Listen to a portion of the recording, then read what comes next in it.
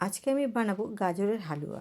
অল্প উপকরণ দিয়ে খুব সহজেই বানিয়ে নেওয়া যায়, খেতেও খুব সুস্বাদু হয়। প্রথমে 1 কেজি গাজর গ্রেট করে নিয়েছি। এরপর একটা বাটিতে কিছুটা গুঁড়ো দুধ নিয়ে জল দিয়ে গুলিয়ে রাখলাম।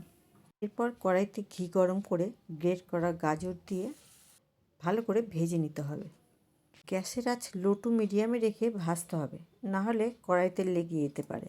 এবার এর মধ্যে 200 গ্রাম চিনি দিয়ে অনবরত নাড়তে হবে। এরপর কিছুটা এলাচ দিয়ে নেড়েচেড়ে নিয়ে 1 লিটার দুধ দিয়ে দেবো। কিছুক্ষণ ফুটিয়ে নেওয়ার পর আগে থেকে যে আমি গুঁড়ো দুধটা গুলিয়ে রেখেছিলাম সেটা দিয়ে দেবো। এরপর দেবো এর মধ্যে কিছুটা কাজু আর কিছুটা কিশমিশ। নেড়েচেড়ে একেবারে শুকিয়ে নেবো। এটা যত শুকনো হবে তত টেস্টটাও বাড়ে।